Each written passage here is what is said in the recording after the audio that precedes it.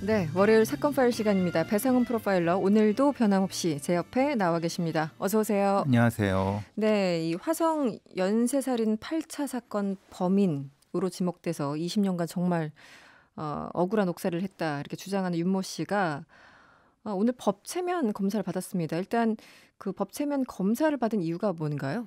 네, 법체면이라고 하는 것은 네. 포렌식 하이프시노시스라고 하는 건데 범죄 피해자, 목격자가 어떤 범죄 관련 정보를 목격한 후에 심리적인 이유 때문에 시간의 경과 등으로 기억하지 못할 때 그것을 이제 기억의 인출을 도와주는 방법으로서 네. 최면을 통해서 기억을 인출하도록 네. 하는 겁니다. 그러니까 지금 이 윤모 씨는 너무 시간이 오래됐고 그렇죠. 당시 여러 가지 정신적인 충격을 받아서 부분적인 부분에 대해서 기억을 못 하신다고 얘기를 하고 있습니다. 네. 말하자면 뭐 며칠 조사를 받았는지 아니면 어떻게 조사를 받았는지 무엇을 자술서를 썼는지 안 썼는지 그래서 이제 그 부분에 대한 기억 인출을 네네. 최면을 통해서 도움을 받고자 이렇게 요청을 했고 그러니까 변호사를 통해서 요청을 했고 경찰에서는 그걸 받아들여서 시도했다고 합니다. 이 거짓말 탐지기 같은 경우는 그러니까 재판에서 실질적으로 이렇게 증거로 채택된다기보다 참고로 활용되잖아요. 뭐 좀 다릅니다. 미국에서 한 네네. 서너 개 주는 거짓말 탐지기도 증거로 네. 채용이 되고 그렇지 않은 주가 더 많고요. 우리나라에서는 어떻습니까? 우리나라에서는 아직까지는 참고용으로. 예. 그러면 이 체면 검사는 어떻습니까? 최면 검사는 그거보다는 훨씬 더 떨어지기 때문에 그래요? 왜냐하면 네. 재현 가능성 문제가 좀 있어서 네네. 참고용으로 많이 되고 왜냐하면 이 최면 검사는 용의자 피의자한테 하는 게 아닙니다. 최면 검사는 네. 목격자, 목격자나 네. 피해자입니다. 그러니까 전혀 다른 거죠. 네. 그런데 거짓말 탐지기는 피의자, 피고인 다 가능합니다. 용의자 가능. 그렇기 때문에 네네. 최면 검사는 그 부분에 대해서는 어쨌든 뭐 참고용이죠. 왜냐하면 목격자나 피해자이기 때문에 네. 그럴 수밖에 없는 거지 않습니까? 예. 사실 이게 30년 정도 지난 사건이어서 그 윤모 씨의 재심 변호를 맡은 이 재심 변호사로 유명하죠. 박준영 변호사. 윤모 씨의 자필 진술서를 경찰이 대신 써줬거나 아니면은 그냥 수사관이 부른 대로 윤모 씨가 받아 적은 것 같다 이렇게 얘기를 하고 있어요.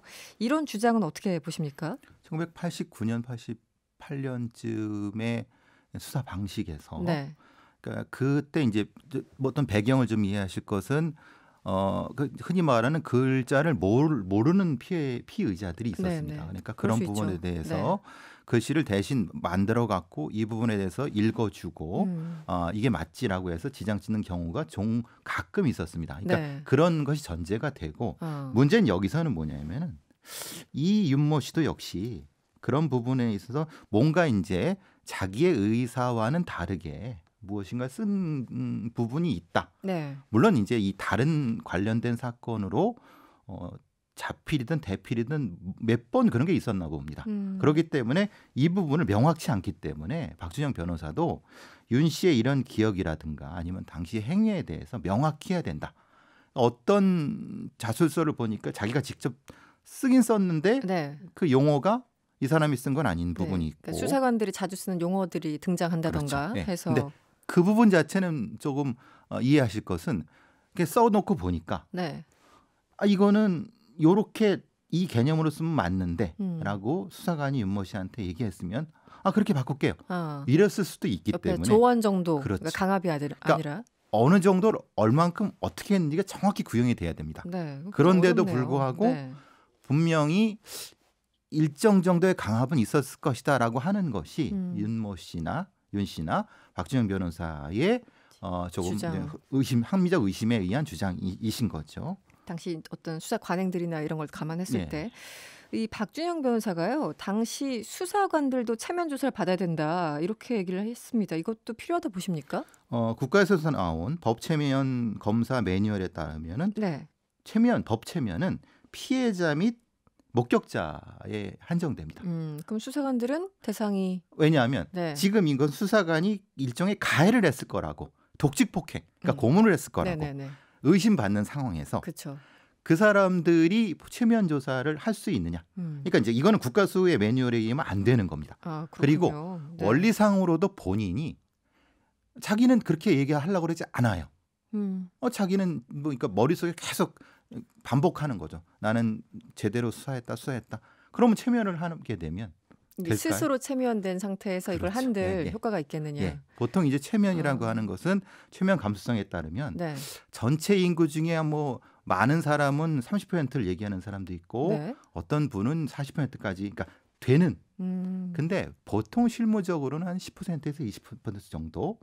과거 기억 중에 그 정도만 인출시킬 수 있다는. 그러니까 사람에 따라서. 사람에 10명 따라서. 중에 한두 명 정도. 아, 그 정도로. 그래서 지금 윤모 씨 오늘 조사도 네네. 안 됐다고 합니다. 아, 그렇습니까? 예, 체면 조사가 안 됐다고 하고.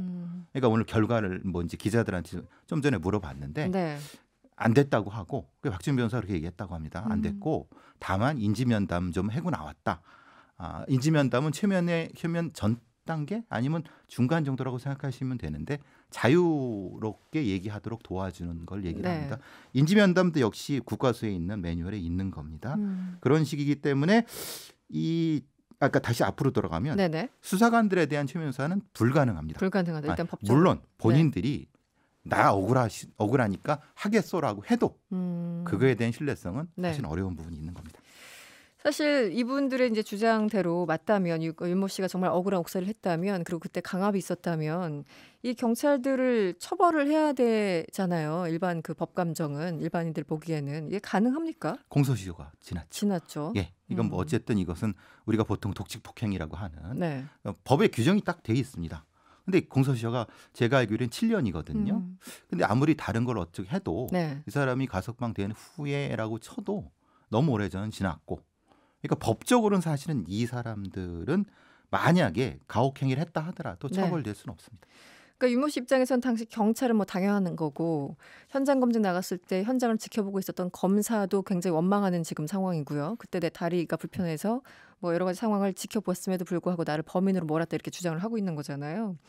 뭐 다 원망스러운 상황일 때 사실 구제할 수가 없는 지금은 재심으로밖에 구제할 수가 없는 상황인 거고요. 안타깝습니다. 있다 하더라도 우리나라의 법 시스템에서 판사와 검사는 그에 의한 판결로 처벌받은 예는 거의 없습니다. 그렇죠. 아마 제가 알고 있기는 법도 없는 걸로 알고 있는데 왜냐하면 그건 뭐 오인이나 뭐 오해나 이런 부분 그러니까 잘못된 판결 있다 하더라도 그것을 갖고 판사가 처벌받는 일은 없죠. 참 누군가의 운명을 책임지는 위치에 있는 사람들에 대한 책임 이 규정이 없다는 것 자체도 좀 넌센스이기도 합니다. 그럼 미국은 있을까요? 미국도 없습니까? 아니죠. 미국은 시스템 자체가 정치적인 책임이라든가 그러니까 검사 자체를 선출직으로 하니까 판사도 선출직으로 그 부분에 대한 책임 우리가 문제가 되는 게 그런 방식으로 검사는 어떤 식으로도 책임을 지지도 않는 거고 판사도 마찬가지지 않습니까? 선출되지도 않고 책임도 안 지고 경찰은 독직폭행으로 처벌을 받거든요. 그러니까 뭔가 불균형하죠. 이 부분에 대한 시스템 전환은 분명히 있어야 될 겁니다. 그렇군요. 알겠습니다. 경찰 얘기 나온 김에 이 문제도 짚어보죠. 최근에 경찰이 가해자인 성범죄 사건이 꽤 많이 보도가 되고 있는데요. 어떤 사건들이 있었죠? 이게 참 말하기도 부끄러운 일이죠. 그러니까요. 경찰이 가해자잖아요, 지금. 현직 경찰관이 새벽 길을 걷던 뭐 여성을 뒤따라가서 불법 촬영해서 입건된 경우, 또 뭐 어떤 귀가하던 여성을 뒤쫓아가서 집으로 끌어들이려고 했던 경우, 또 이게 경찰 교육생 중앙경찰학교에 불법 뭐 동영상으로 찍었고 지금 전북경찰청에서는 나타내는 것처럼 몰래 동영상을 찍어서 지금 조사받고 있는 상황. 말하기도 참 부끄러운 일이 생기고 있는 거죠. 아니 경찰이 성범죄 막아야 되잖아요. 이 사람들이 도대체 기본적인 의식도 없는 것 같고 더군다나 성에 대해서 왜 그 성인지 감수성이 그러잖아 떨어지기 때문에 사건 발생해도 가해자의 시선에서 바라보는 게 지금도 상당히 문제가 되고 있지 않습니까? 그런데 본인이 저지르고 있어요. 이걸 어떻게 봐야 됩니까? 일단은 경찰 조직 자체가 성인지 감수성이 완전히 떨어지고요. 그 내부적인 형태의 여러 가지 내부 교육이라든가 애초에 선발할 때도 그 부분에 대한 기준이 많이 부족합니다. 제가 한 5, 6년 동안 그 경찰 그 면접관을 했기 때문에 어떻게 뽑는지 제가 너무 잘 압니다. 지금 뭐 몇 년 전에 제가 그걸 뭐 그만뒀지만은 그렇게 많이 바뀌었을 것 같지 않습니다. 그리고 제가 중앙경찰학교의 교수요원, 그러니까 아니 강사로도 있었지만은 그분에 대해서도 그 중앙경찰학교에 거기에 있는 지도관들이나 교관들도 참 고민을 많이 합니다. 어떻게 이런 성인지 감수성이라든가 이런 성범죄에 대한 부분을 회피할 수 있을까? 회피할 수 있을까? 회피라는 게 이제 예방할 수 있을까? 회피하기 예방할 수 있을까? 네. 이런 부분들에 대한 걸 여러 가지 면에서 고민을 하는데 거기에 대한 정규적인 매뉴얼은 아직까지는 부족한 부분이 맞는 거고요. 경찰이라는 존재 자체가 상대방을 일정적으로 권력적으로 억압하는 그러니까 범죄를 네네. 다루기 때문에. 근데 그 대상이 여성일 경우에는 네. 그거를 이제 일종의 그 피해자로 보는 것이 아니라 일종의 대상으로 보는 그런 심리적인 기본적인 특성을 가지고 있기 때문에 네. 끊임없이 교육을 통해서 이것을 바꿔나가야 되거든요. 그런데 이 성인지 감수성에 대해서 교육을 시키는 그런 프로그램이랄까 이런 것들이 여전히 턱없이 부족하다라고 보시는 거죠? 네, 실제 그렇습니다. 실제. 이거 굉장히 좀 큰 문제네요. 그런데 이런 일이 우리나라 경찰에만 유독 이렇게 있는 걸까요? 어떻게 보십니까? 우리나라처럼 이제 권위주의 시대에서 민주화 시대로 넘어가는 과정에서 경찰 자체가 군대식으로 양성됐던 건데 예를 들면 미국 같은 경우는 아예 일반인들 속에서 경찰을 채용하는 거죠. 우리는 어렸을 때부터 경찰로 키워서 경찰이라고 하는 직업군으로 들어가는 것이 아니라 그러니까 일반인의 그 감성을 가지고 접근하면은 이 부분도 해결될 수 있는 부분이라고 생각하는데 그 부분이 전환이 많이 부족한 부분이 있습니다. 그러니까 경찰 채용이라든가 이런 부분도 분명히 이 약점들이 있는 걸 보완해야 되겠죠. 네. 이 문제 그런데 막을 방법이 있습니까? 그거는 이제 어떤 그냥 딱 하나의 뭐가 있다기보다는 계속 노력을 할 수밖에 없습니다. 그리고 내부 감찰, 교육, 그리고 일벌백계, 그리고 다시 한번 또 그걸 반복하는 거, 확인, 감시 이 방법이 계속 돼야지 최소한 5, 6년 뒤에 성과가 나는 거지 금방 성과가 나는 건 아니죠. 그 최근에 뭐 영화를 보던가 예전에 뭐 영화에서도 마찬가지지만 이런 장면들 있잖아요. 드라마 뭐 성평등 교육 같은 거 시키고 있으면 간부들 이런 걸 도대체 우리가 왜 해야 돼서 담배 피우면서 나오는 그런 장면들 영화나 드라마 이런 장면들이 굉장히 많아요. 사실 일상에서도 많이 퍼져 있다고. 그러니까 아무리 교육을 시켜도 들으려고 하지 않으면은 그 교육 자체가 안 되는 거잖아요. 그러니까 오히려 거꾸로 요즘 들어가는 젊은 경찰들은 그래도 성인지 감수성이 분명히 그나마 좀 젊은 세대들은 옛날에 그러니까 지금의 보통 40, 50대에 있는 경찰 간부들 뭐 다는 아니겠지만 참 답답합니다.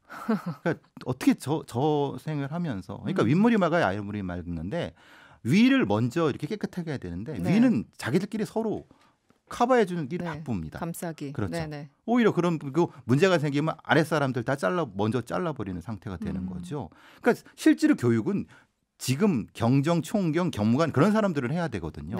근데 그 사람들이 안 받으려고 하는 거죠. 이걸 어떻게 해야 될지. 좀 더 고민을 해봐야 될. 알겠습니다. 지금까지 배상은 프로파일러였습니다. 오늘 고맙습니다. 감사합니다. 여러분의 퇴근길을 꽉 채워드립니다. 평일 저녁 6시 5분 이승원의 세계는 그리고 우리는